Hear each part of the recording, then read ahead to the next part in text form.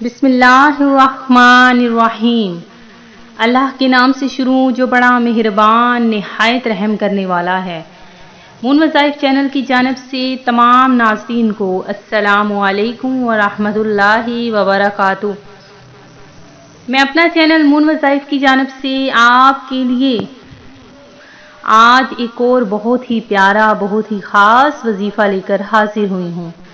سب سے پہلے میری تمام نئے آنے والے ویور سے گزارش ہے، جنہوں نے ابھی ہمارا چینل جوائن کیا ہے وہ اسے سبسکرائب کرتے ہوئے ساتھ ہی ساتھ بیل آئیکن کا بٹن بھی پریس کر لیں تاکہ ہر نیا آنے والا وظیفہ سب سے پہلے آپ تک پہنچ جائے۔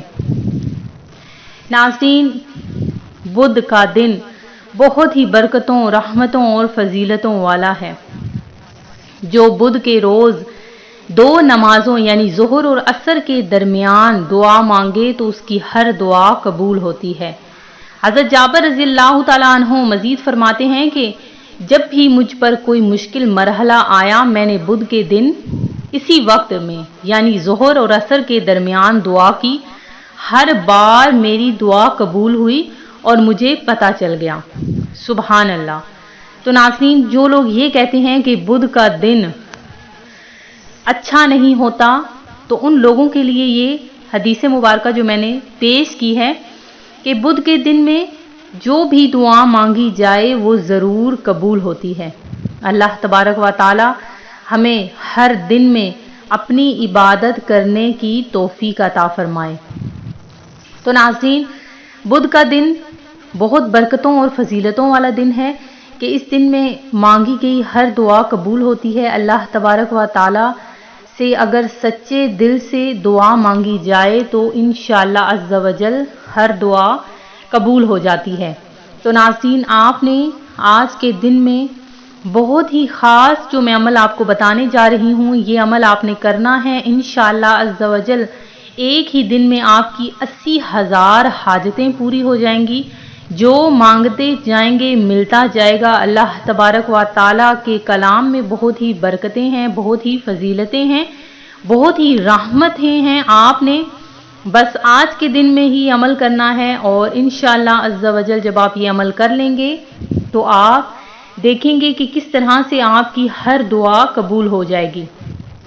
تو ناظرین، آپ نے ظہر اور عصر کے درمیان میں چلتے پھرتے یا بیٹھ کر جس طرح بھی آپ کو مناسب لگے ظہر اور عصر کی نماز کے درمیان میں جب آپ ظہر کی نماز ادا کر لیں اس کے بعد بھی آپ عمل کر سکتے ہیں، یعنی آپ کا وقت ہوگا ظہر اور عصر کے درمیان میں، تو آپ نے اس وقت میں یہ عمل کرنا ہے۔ کس طرح سے یہ عمل کرنا ہے کہ اول آخر آپ نے ایک تسبیح درود پاک کی پڑھنی ہے۔ کوئی سا بھی درود پاک آپ پڑھ سکتے ہیں جو آپ کو مناسب لگے۔ 100 مرتبہ آپ نے درود پاک پڑھ لینے کے بعد آپ نے کلمہ طیبہ یعنی لا الہ الا اللہ محمد الرسول اللہ، اس کی آپ نے 3 تسبیحات پڑھ لینی ہیں۔ اس کے بعد آپ نے آخر میں پھر سے 100 مرتبہ درود پاک پڑھنا ہے اور اپنے دل میں اپنی حاجتیں رکھ لینی ہیں، چاہے وہ آپ کی ایک حاجت ہو یا 80,000 حاجات ہوں۔ آپ نے وہ حاجات اپنی دل میں رکھ کر اپنے رب پر کامل یقین رکھتے ہوئے دعا مانگنی ہے۔